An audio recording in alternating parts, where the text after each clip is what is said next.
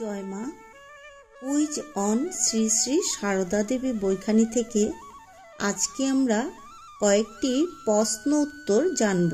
আজকের প্রশ্ন হচ্ছে, শ্রী শ্রী মাকে ষোড়শী রূপে পূজা করার পর ঠাকুর শ্রী রামকৃষ্ণ কি প্রার্থনা মন্ত্র উচ্চারণ করেছিলেন?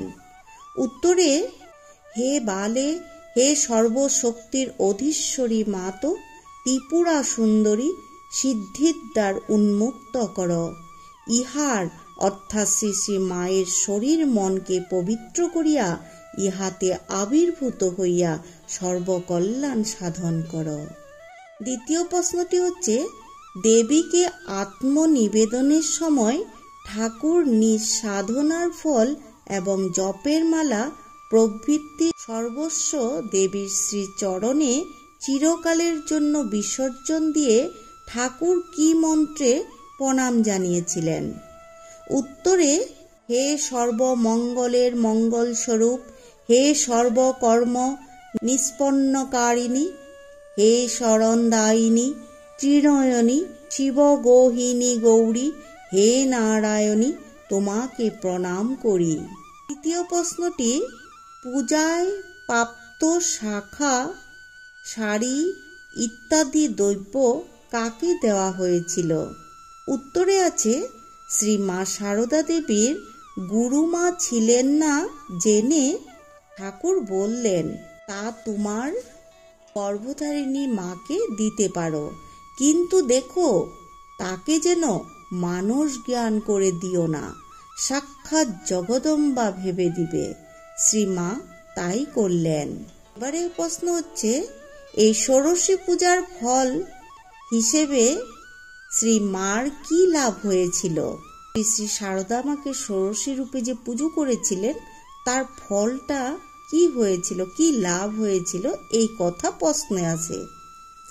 উত্তরে বলছেন, তিনি শ্রী রামকৃষ্ণের সমস্ত সিদ্ধির অধিকারিণী হয়েছিলেন।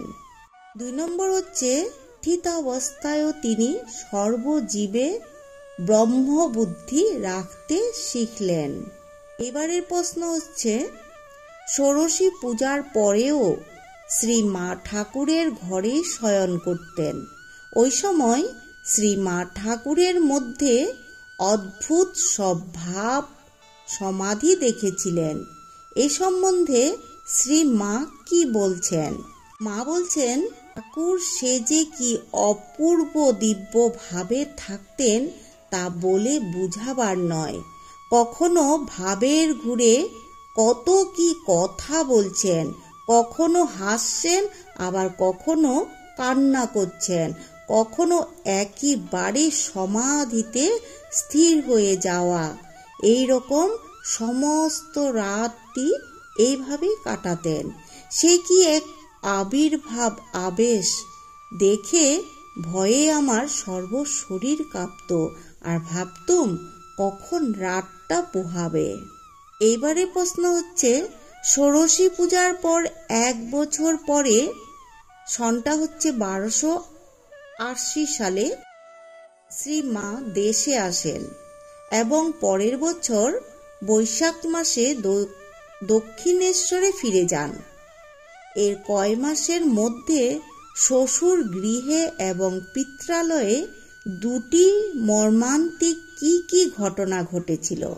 উত্তরে আছে, 1280 সালের 2 অগ্রহায়ণ শ্রীযুক্ত রামেশ্বর ইহধাম পরিত্যাগ করেন।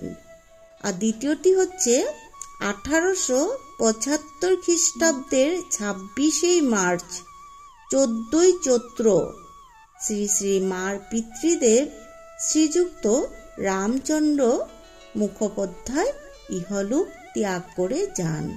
এইবারে প্রশ্ন হচ্ছে, পিতা রামচন্দ্রের মৃত্যুতে রাজন ক্রিয়ালব্ধ আয়ের পথ রুদ্ধ হয়েছিল।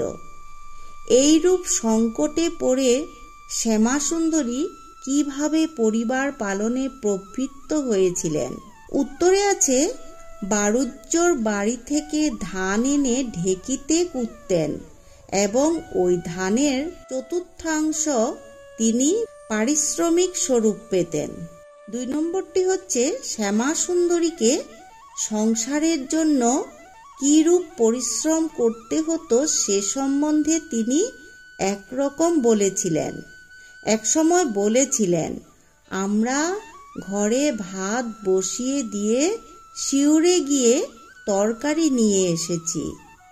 3 নম্বরটি হচ্ছে 1 হাঁড়ি ভাত আর 1 ধুচুনি চালের জন্য অন্যের বাড়িতে 16 পাকা, অর্থাৎ 1 শাড়িটি 16টা উনুন জ্বলছে, তাতে রান্না করেছি।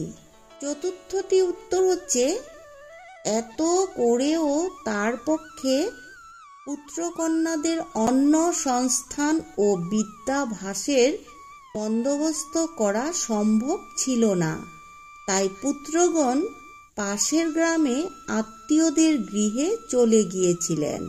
এবারে প্রশ্ন হলো, একবার শ্রী শ্রী মায়ের আমাশয়ে জীবন সংশয়ের বিষয় হয়ে উঠল। এই সংবাদ পেয়ে ঠাকুর শ্রী রামকৃষ্ণদেব কি বলেছিলেন? উত্তরে আছে, ভাগ্নে হৃদয়কে ঠাকুর বলেছিলেন, তাই তো রে হৃদে, ও অর্থাৎ শ্রী মা কেবল আসবে আর যাবে, মনুষ্য জন্মের কিছুই করা হবে না। পরের প্রশ্নটি হলো, কার পরামর্শে শ্রী শ্রী মা সিংহবাহিনী মন্দিরে হত্য দিয়েছিলেন? উত্তরে আছে, ভাই উমেশের পরামর্শে। পরের প্রশ্নটি হলো, একসময় শ্রী মার প্লীহা বেড়ে গিয়েছিল, কয়াপাট বদনগঞ্জে গিয়ে উহা দাগাতে হয়েছিল। সেই কালের এই বিকট গ্রাম্য চিকিৎসা অশেষ যন্ত্রণাদায়ক ছিল। চিকিৎসার সময় রোগীকে শুইয়ে 3-4 জন লোক তার গা হাত পা চেপে ধরত, যাতে সে উঠে না পালায়। শ্রী মা কিভাবে এই চিকিৎসা গ্রহণ করেছিলেন? উত্তরে বলছেন, চিকিৎসার পূর্বেই শ্রী মা বললেন, না, কাউকে ধরতে হবে না, আমি নিজেই চুপ করে শুয়ে থাকব। বাস্তবিকে তিনি সেই অমানসিক যন্ত্রণা নীরবে সহ্য করেছিলেন। পরে যে কোনো কারণেই হোক প্লীহা বৃদ্ধি সেরে গেল। তো আজকের মতো এই পর্যন্তই। আমরা কুইজ অন শ্রী শ্রী সারদা দেবীর বইখানি থেকে আমরা প্রশ্ন উত্তর জানলাম। পরবর্তীতে আমরা আরো জানব। তো আজকের মতো এই পর্যন্ত। জয় শ্রী শ্রী সারদা মায়ের জয়।